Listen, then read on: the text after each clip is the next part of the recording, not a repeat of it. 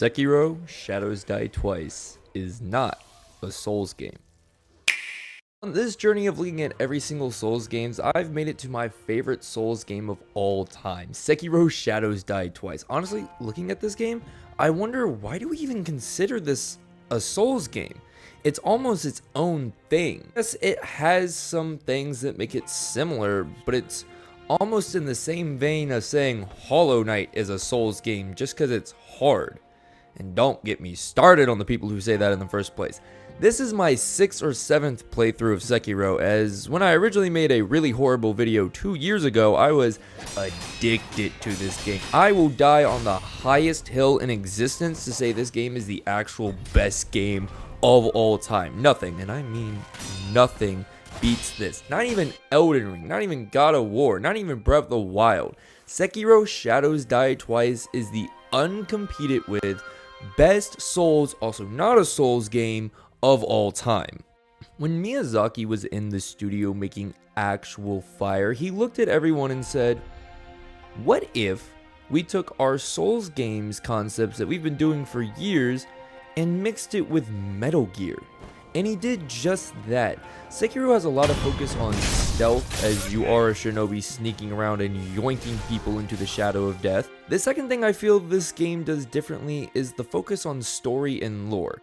Don't get me wrong, Elden Ring and Dark Souls does a very well job at the story and lore, but it's typically second to everything else in a Souls game. Like, in a Souls games, you're just some dude who's pulling up into a destroyed world. Really just in Dark Souls fucking around and finding out. But in Sekiro, every boss you fight, every enemy, has some kind of relation to the main character Wolf. They have connections to him in some form of way. There's history, stakes. When you fight the first boss, you're not just fighting him to fight him. You're trying to protect Kuro, your master. As people want to use his power, this fight is not just about you anymore. It's about the fate of the world in Sekiro. You're not in a world that is falling apart. The world is falling apart around you. Every action seems to have more consequences because of this. And another part of what makes this game so good is you feel a deeper connection to these bosses. It's not just, oh, this boss looks really cool, even though they do. It's, oh, this boss is the reason why I'm here. Oh, this boss has been controlling me this whole time. Other than the stupid monkey, he can go eat his own. The setup to the story is also so good. First, we see Father Owl, who took you in as a child during the Great War, and he sets in our mind the rules for Wolf. We must obey him as our father, and then our master is a close second to obey. And that is Kuro, and he's such a small child, but also so wise.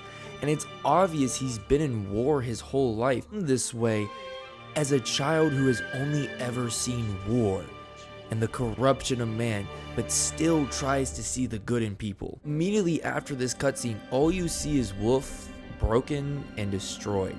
He has completely given up as he has nothing left to live for. His master is supposedly dead and his father is dead, the only two he could ever obey.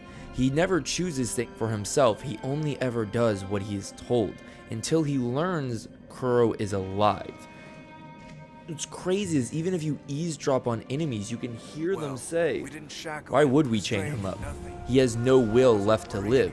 His master is gone, Owl is gone. Why would we do anything? He's not going to.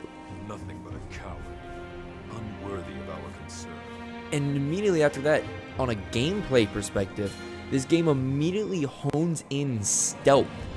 That stealth comes first over combat. Don't have your sword, you have to sneak around to find Kuro. So again, in this masterclass of game design, it puts in the player's mind that stealth comes first. Combat is second. Once we make it to Kuro, I see something in Wolf that really reflects the game. Wolf never lived for himself. He cannot make a decision for himself. He can only do something his father or master told him. Otherwise, he will not act. He is a servant to his iron code. that his father instilled into him.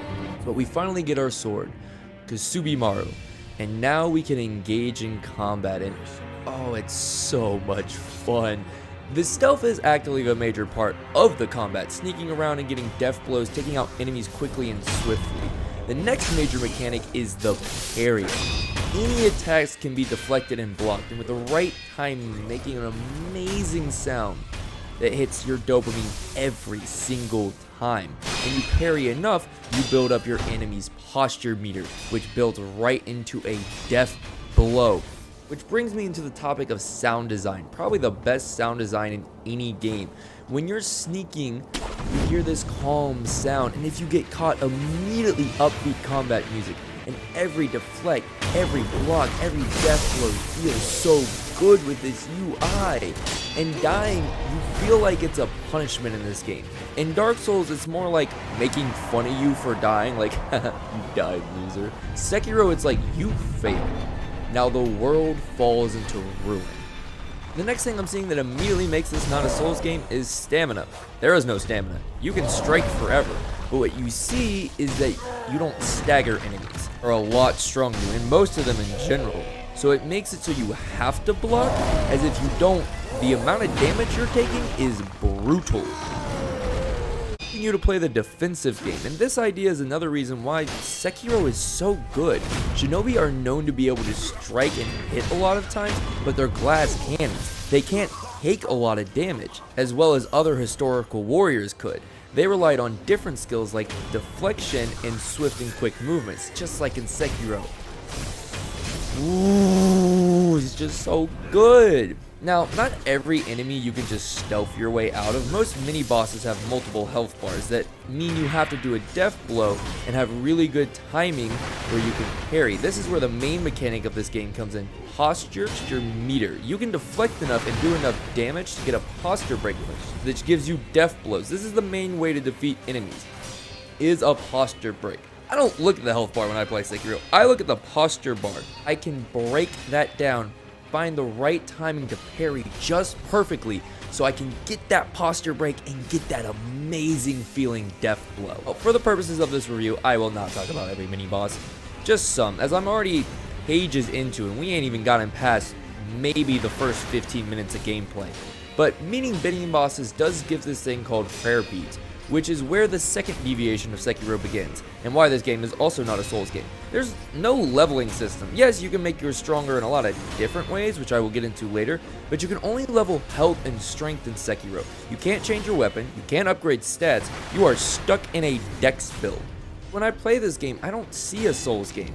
That I know the basics, we bring Kuro to an escape route, and it's time to test my skill, the very first boss, Genichiro. And as I said earlier, every boss has stakes. If we fail now, Kuro will be taken and forever used as this tool for destruction. But this playthrough is playthrough number 7. Genichiro, I have him on luck. Come here, you whiny little emo.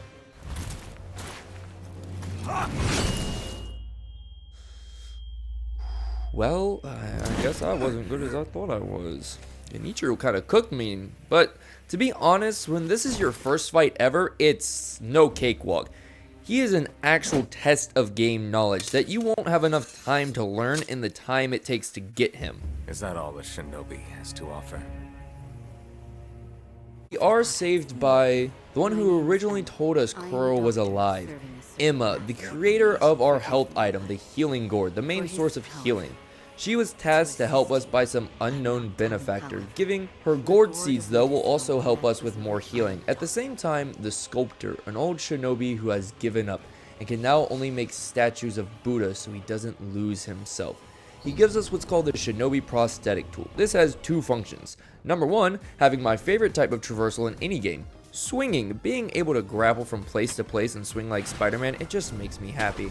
Now, it's not as crazy as Spider-Man, but still, being able to grapple places in any game, you just have me sold immediately. But it also gives us Shinobi prosthetics tool that can really make playstyles through this game very different. I only ever really used the firecrackers and shurikens through all my playthroughs for quick staggers and posture build, but there's so much more. The fan, the raven feather can make crazy combos.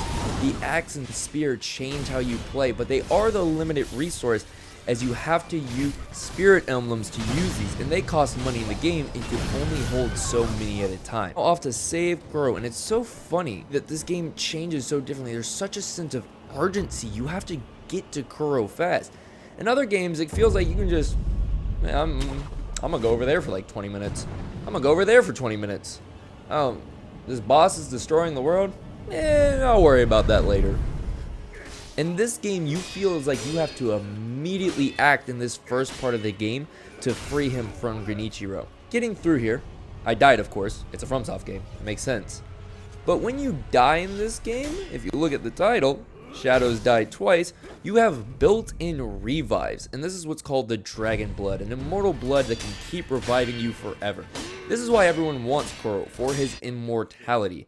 Now, there are consequences to dying. Of course, half your money is gone, and you lose skill points that disappear. And if you abuse revives, people begin to get sick. It doesn't really have any consequence to Wolf, so why would he care if some random people are getting sick? But it's a piece of morality. Why should we heal these people? They're just pawns. But it's also people who help us on this journey.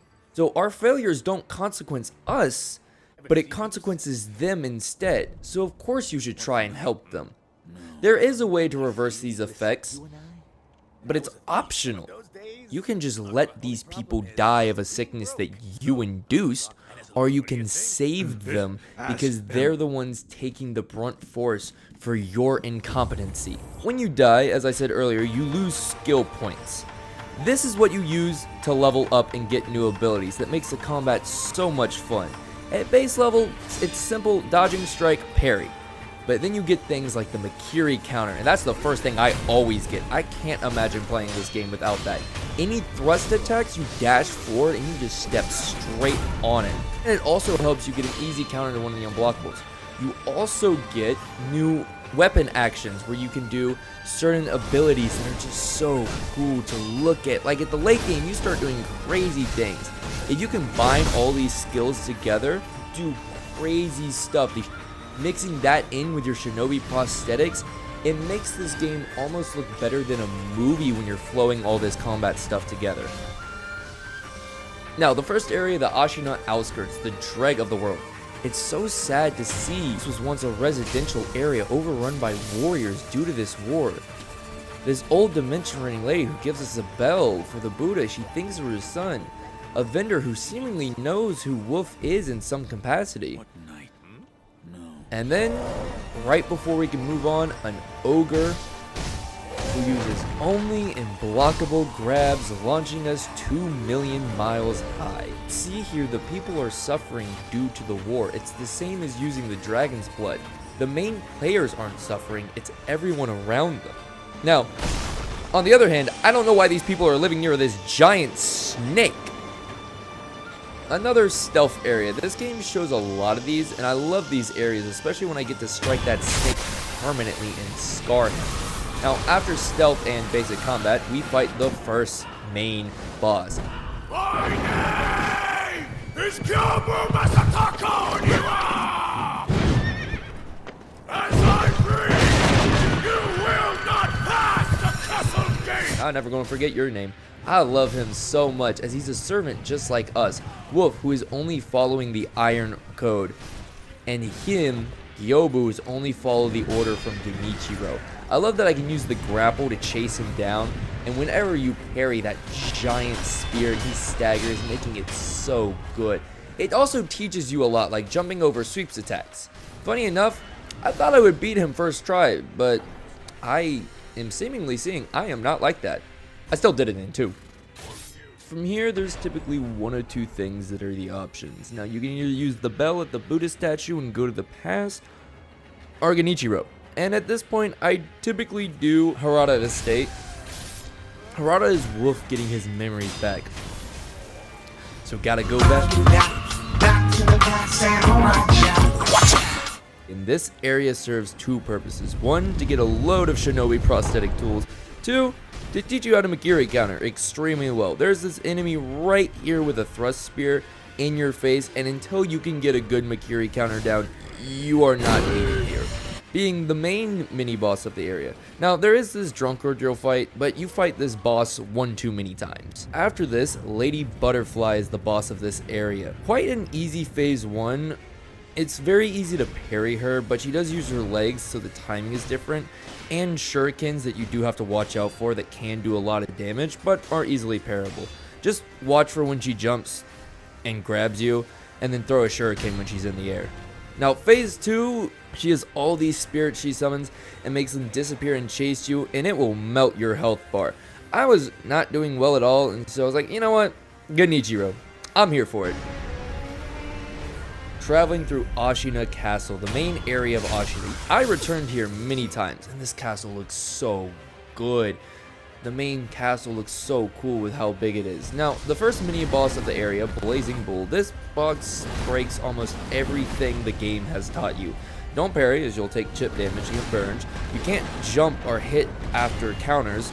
Honestly, I just used the firecrackers and kept staggering it for big damage. Main area of Ashina Castle is so funny to go through. You're just climbing up these towers slowly and slowly, making it to Genichiro, and these shinobis just come down, burning blaze of glory. This area does have a lot of high-level samurai, but what's funny, and I don't know if this was intentional, the supposedly higher-level enemies are way easier to beat as they have control and predictable swings, but the obvious newbies that are shown by their visual designs are actually harder to beat. But I don't know if this was intentional, but I just saw it and I was like, it's kind of cool. They make the ones who are so planned and concise that are probably overthinking lose easier, but the ones who just come in swinging are the ones who are actually harder to beat. We do also fight another mini boss before this that does give us some knowledge I'll get into later, and that leads me to Genichiro, who of course is looking for the dragon's blood. He wants to make Ashina better again, and he will stop at nothing, even if it means killing innocents. He's corrupted by his ideals, and we prepare for battle. And this time, Wolf seems more ready. Subtle detail, the first time you fight Genichiro, his stance isn't fully there. He's not ready to protect Kuro, but now he seems more prepped and ready. Just like in the garden, Genichiro starts off swinging long combos that mix in the bow. It's better to dodge the bow and parry the sword swings attacks. It's slow, but it works. Phase 2 is very similar. He mixes up his combos and with some thrust attacks that give me an easy Makiri counter from some good damage. But since I was able to react to Phase 1, Phase 2 isn't much different. Now Phase 3, you see how corrupted he is. The look of his body, it's not healthy. This is what his obsession has led him to. This corruption in his body, this insanity. Now this phase is free. He does what's called a lightning move. He jumps in the air and throws lightning at us. Now, this could just destroy me, but since I looked at the scroll, I can parry the lightning and send it right back at him. And this makes it so free, but it's very risky. Messed up the timing, and I mean, I'm just dead, basically. But get the right timing, jump up, and swing that lightning right back at him. Oh, it feels so good.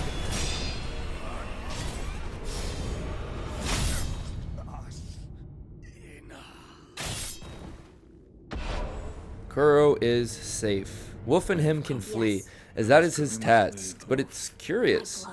Kuro sees a better option. He wants to get rid of the dragon's inheritance, as he sees what corruption it causes turns man into monsters. We learn of how we must head to the divine realm with a mortal blade, a blade that can sever immortality. We do need this knowledge from Ishhin, who Emma says has been spotted near GYOUBU. Meet a Tengen, who takes interest and gives us a name. He will call us Sekiro. That is what I shall name you. The task he gives us is kill some rats, small creatures that break my back, until, oh, no, hold this. Then Ishhin appears in his room and he calls me Sekiro. I mean, it's kind of obvious for us as viewers to be like, yeah, that's Ishhin. But for Wolf, it's such a shock. It's so crazy how Wolf doesn't put two and two together. Like, we all do easily, but it shows Wolf is still a child that Owl found. Just becoming a killing machine is put into place of Ashura, a demon killing machine. And we are threatened that Ishhin will put us down if we become that. It exemplifies the whole thing of Sekiro. killing can lead to more consequences. Makes you wonder and think, like, most people you kill are just these random and scripted people who don't really know how to fight, and you just come in and slice their head off. I did quickly return to Lady Butterfly, and her death was swift. And then we get revealed why Wolf has the dragon inheritance. After his fight with Lady Butterfly, somebody with an incredibly long sword stabbed him in the chest. I wonder who? And Kuro revives us. We do have some options. As talking to Kuro, he lets us know we need 4 items. One is missing, but the locations of the other 3 are known. The Mortal Blade, guarded by the monks, the Flower in the Outskirts, and one more in the depth. Oh, we're basically in Act 2 of Sekiro. This is where the game picks up. Wolf has another purpose. He's picking what he wants to do for himself. When talking to Kuro, he only thought to leave, but Kuro is giving him a purpose, a reason to live, to keep fighting. I went to find the flower as I forgot where each area led. In this area I just kept getting shot. It does teach you to listen for sounds so you can parry the guns. But these snake guys, they keep sniping me from miles away. And further in, I did get to the Fromsoftware poison swamp area. But thankfully it's skippable with the grappling hook. And oh, no, I'm not doing that. Not the monkey. Anything but the monkey. Out of all the bosses in the game, I still feel like it's the hardest, which is why I will return to this fight later. Yeah, I'd rather go into the depths than fight that thing. The deep in Ashina. Listen to the insanity and jump down the giant hole. Another snake eyes, are you kidding me? But anyways, there's also another reason why you skip the monkey and go to the monk, because if you don't, you have to fight 2 monkeys at the same time. And on God's green earth, I am not doing that. I did it once and never again. That monkey. Anyways, Mibu Village, the fishing village that has been corrupted by this monk from the divine realm, showing that the dragon's blessing may be more of the dragon's curse. This area is a quick run through. The enemies stagger easily. There is a cool mini boss who is incredibly hard, but that leads to the corrupted monk, who can be one of the easiest bosses to cheese. But if you take the boss seriously, it can be quite difficult, as you feel like you're parrying for days. But with the correct Shinobi tools and right timing, you just absolutely cheese this boss. My next task was the Mortal Blade, and another place that Ashina shoved off, not wanting to deal with the issues. They should have fixed, but they pushed it under a rug and let it swell. But you start to find out they do a lot. No wonder there's constant strife. The pretty castle is an illusion for the brokenness of Ashina. The monks do kind of deserve to be outcasted, as they are experimenting and try to recreate the dragon's blood. Their gatekeeper is the epitome of a strength build. You can't damage him at all, you just have to push him off the ledge with the correct stagger.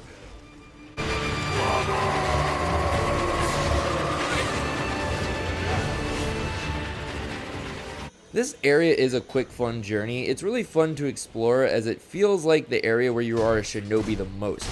It's almost as the monks never knew you were there. They also use their hands to parry us, which is kind of crazy. And they have these Beyblades that they use that are always in groups of 2 or 3 that just break my posture. But when I first played this game, I practiced parrying against them, so it makes it really easy to fight these guys. And that leads to the folding screen monkeys, a boss fight entirely made around stealth, almost like a Metal Gear fight. A play on see no evil, hear no evil, speak no evil, as they each have an attribute: hearing, sound, sight, and of course the invisible one that's always following you. You're supposed to use the rooms that have their weakness, and it makes it easy to kill if you know what you're doing. This can be a 2-3 minute boss fight if you know what you're doing, but if you don't, you'll be here for hours, just losing your mind. But we meet a girl who is like Kuro, a girl experimented on, the last of her kind. And wait, does that mean the night we were fighting, he was fighting for his son? His son might already be dead? Oh yeah, every single one of these monks deserve to be killed.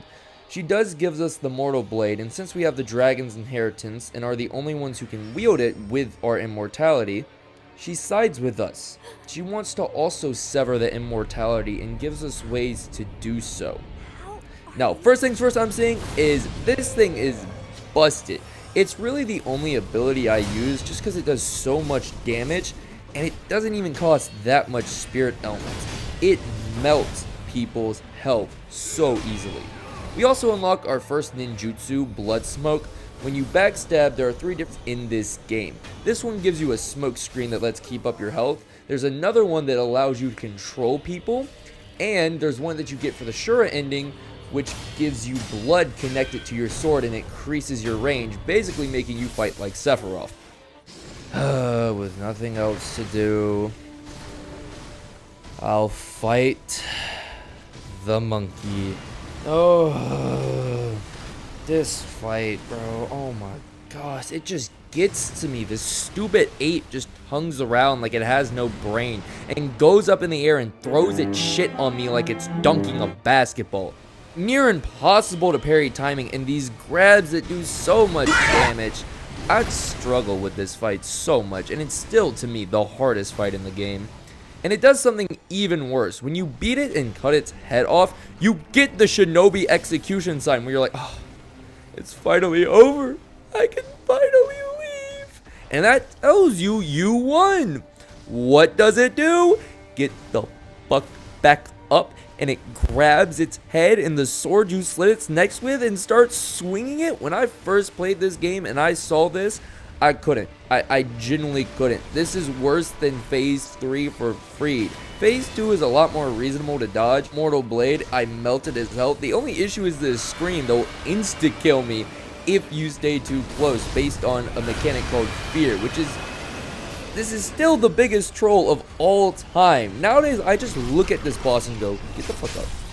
I know you're not done. Get up. And returning to Ashina Castle, it has been invaded, but I feel like it's always being invaded. They're just shadows, always watching. But who stands at the top? Someone who should be dead. Owl, in our past, we saw him die in Hirata Estate in our memories. But I mean, of course he wasn't dead, and no wonder he wants the dragon's inheritance. Given a choice, join our father and obey the iron code that has bounded Wolf's life forever, or break the iron code and finally choose something for myself. Immediately thrown into a fight with Emma. She is just a start. She almost fights like a Nichiro, but has this grab that I can never seem to dodge for the life of me. We kill Emma, who has been helping us since the very beginning, the one who gave us our will to live. We take her life in such a quick stroke, but obeying the code, we have fallen down the path of Shura, killing just for killing. And as he said, Ishhin will stop us and put Shura down. Phase 1 is quick and fast, combos that melt your health. And since he's old, he can't fight long, so he tends to run away and recover his stagger meter, but he also has this dodge that makes it so hard to keep that stagger meter up because he seems to just dodge everything so easily. So you're really having to chase him down, but if you overcommit, you're gonna get a hard punish. Phase 2, he starts calling the fire, using the burning of the ground. What I have found is the more dangerous the move that the opponent does, the better opportunity across all bosses for higher damage. But even still, this dodge timing is quite precise. But after a few backshot mortal blades, he dies, regretting he ever helped us. Dying with regret, seeing his home fall to ruin.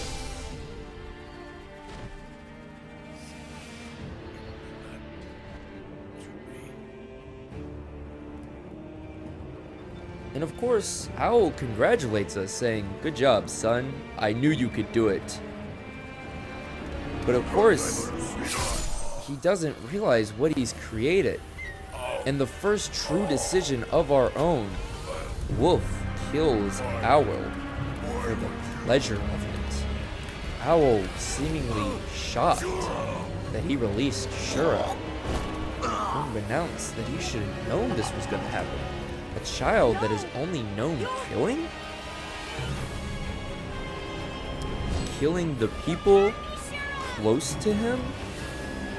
Of course it's gonna make something mentally insane.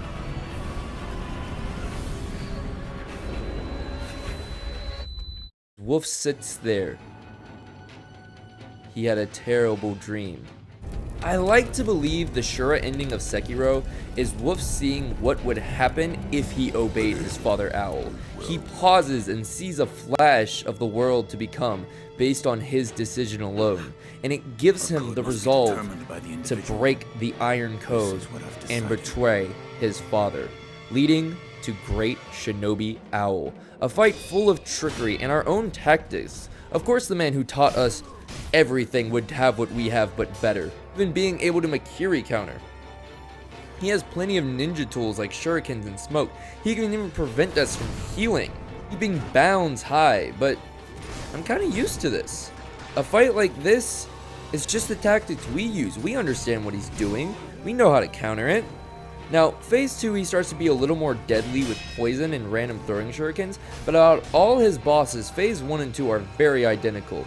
And with Owl dead and his hold on our life gone just by a little bit, Wolf sees he had an item. He needed to complete the ritual to go to the Divine Realm, the whole time suggesting he knew how to enter the Divine Realm, and also what it required to sever immortality, and through his goals he made sure that nobody could ever sever those ties. Just becoming a greater cog in greater conflict. But with all these items, the Divine Realm is free to enter, back to where the monk was.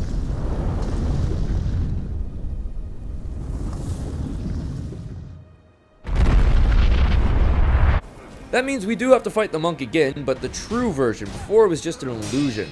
First round, same as the last, but the poise does raise rage faster, so you don't feel like you're here forever. And phase 2 is skippable. You can just go into the trees, and when he disappears, you get a sneak attack on him. Phase 2, we see the corruption in his head, the centipede, the false immortality comes out. The corruption even occurs in the so-called Divine Realm.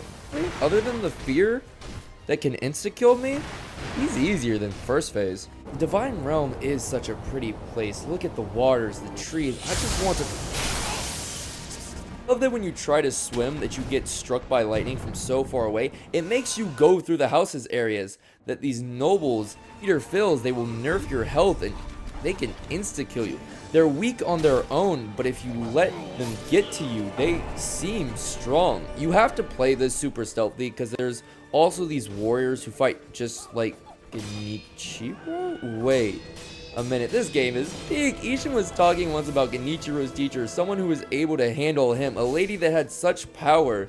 So Genichiro learned from people who lived in the Divine Realm? That's wild. There are ones who wear purple that do lightning, and again, that makes them so free. We can send it straight back. It is kind of difficult when there is multiple people using lightning, but you hit one, you hit all. And making it past the nobles, we can play the action game again. But that doesn't mean end up fighting 5 enemies at once. And so you have to play stealthy again. I love that the game is basically telling you to play stealthy, which is a super good way to emphasize stealth. You can play the action-packed if you're good enough, but you'll need to take these out one at a time if you're not. And this gets me to the one who is striking lightning at me. I was super scared of this mini-boss at first. I was like, oh, the timing of the lightning is so weird, but then I realized, oh, I just run in and keep hitting him, and they can't block, so I was worried for nothing. Allows us to swim without getting struck by lightning. After passing Mr. Goldfish, it's just a staircase to the next main boss, the Ancient Dragon. Now, this is a gimmick fight, but it's such a cool gimmick fight. Your goal is to run to the tree that have these electric shots around them, and you just keep throwing lightning, and it looks so cool. Yeah, you need to dodge the sword slashes that fly, but honestly, it's just to show the power of Sekiro. How far he has come that he can finally sever immortality through his own choice.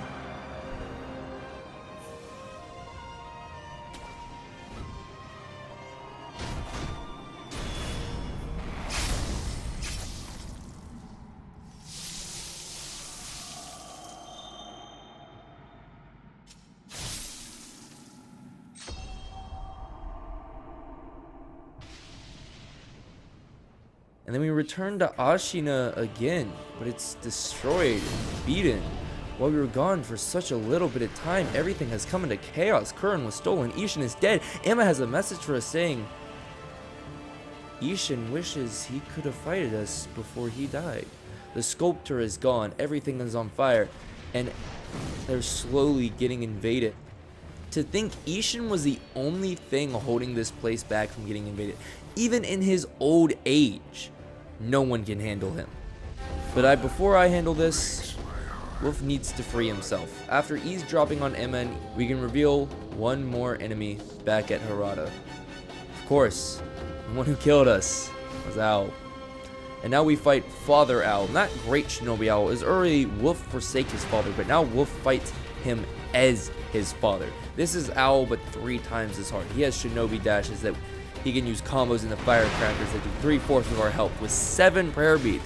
But Wolf needs to defeat this Owl to fully free himself from Owl's grasp. Phase 2, Owl brings his namesake, an owl that he can use to deceive us by teleporting behind us and throw a fire-like bird and use the smoke to get sneak attacks and little dashes from behind.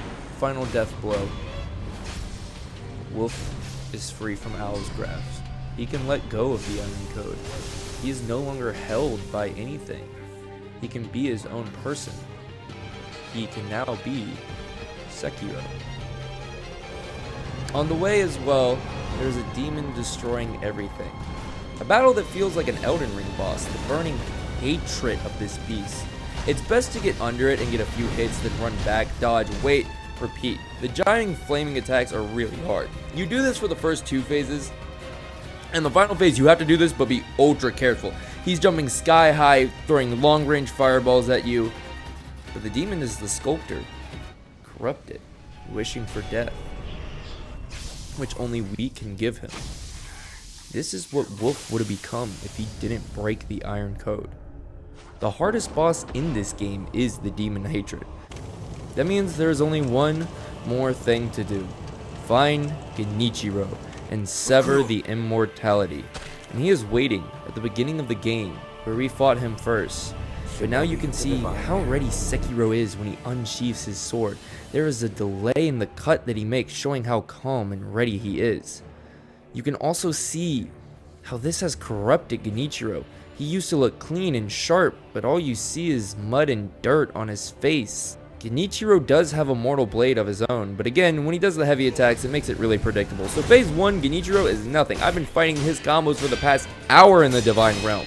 But after his defeat, what is he doing? I'm gonna be honest, I still never understood this. Ishhin the Sword Sate came out of his neck, the last will of Genichiro to see the peak of Ashina return, and by doing that through Ishhin. This man who is the aid of our journey the whole time, he will respect his grandchild's final wish and fight us. Not as Wolf, but as Sekiro. This is probably my favorite boss fights of all time. The area, the setting, the moves. Ishhin is quick and fast, goes right into our blind spots to get strikes, charges his sword and slashes quickly and fast. But it's not stuff we haven't seen. Ishin's strikes feels like they hurt. They're so powerful, but at the same time, it's not impossible. Phase 2, he starts using weapons from all across. A spear like the monks, a gun for quick shots. And when you don't expect, he can also slash across the whole map, so you always have to be ready. But again, it's not unfair, it's not unbalanced. You've seen all this before. Everything the game has been teaching you is now finally building in. Hearing the sound of the gun, jumping on the low sweeping attacks, seeing when he moved to the side, all the slashes, you have done this before. And finally, phase 3, lightning. Taking a big risk, but for a massive results, as when he hits, he will launch you with the lightning, making it so hard. But it is so cinematic to see the lightning in his hand as you jump up and deflect it right back. And his finish, he sits accepting his defeat. Unlike the Shura ending where he regrets everything, he is happy he got his final wish. He got to fight us at our best. And he shows respect, sits strong, allowing us to take the final blow. We only do this with his advice that he has been telling us during the fight and during all our meetings. Hesitation means defeat. And with no hesitation, we take the finishing blow, ending this tragic tale. Ishhin is accepting of what happened. And every ending of this game takes another part of this game even further. Obviously, we saw the Shura ending. Now, the ending that happens if you don't do anything is a sacrifice of Kuro. Wolf severs the immortality, but this is hard on Wolf, and it sent him into a prison, where he becomes the sculptor, repeating the cycle. Another shinobi will come again seeking power, repeating an endless cycle of pain and suffering.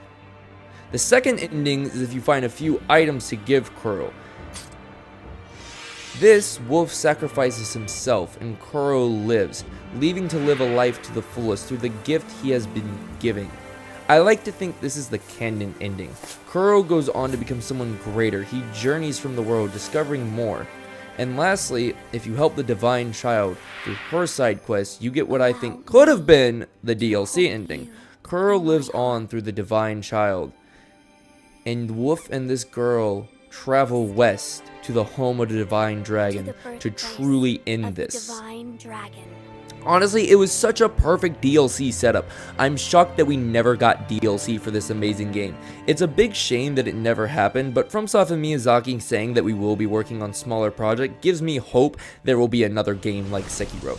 And maybe if we get more games, people will stop calling a Souls-like, but start calling games Sekiro-likes. Such a not Souls game with a focus on stealth and parrying rather than leveling and dodging. You almost have to perfect Sekiro in most Souls games. You can't say you're underleveled in Sekiro. It's all a skill issue. This game is teaching you how to beat it in every opportunity and punishes you for trying to mash. Out of all the Souls games, I will say this one takes the most skill. And it's so addicting, just getting better at every single boss fight through amazing sound and visual design. I didn't talk about this much, but the game makes it obvious what you can and can't parry, like the danger kanji appearing about super dangerous moves. You may not know what it means, but it conveys in your head, oh, I shouldn't let that touch me. You get hit by one, you see, ah, I see. People like to compare this to a rhythm game. I mean, I don't see what they're saying. It's nothing like a rhythm game. This game has real-time reactions that have you react to a sound-based or visual inputs. You then react promptly to win. Nothing like a rhythm game. It's so good. A masterpiece in game design, storytelling, everything just piles together. The game tells you exactly how it wants you to play, but it also shows you a story that reflects that gameplay style. The world, the characters. It is not a Souls game in the slightest. It's Sekiro. It's its own thing. No wonder this game did so well. And no wonder it got Game of the Year in 2019. Nothing compares to this game in any capacity. Do it!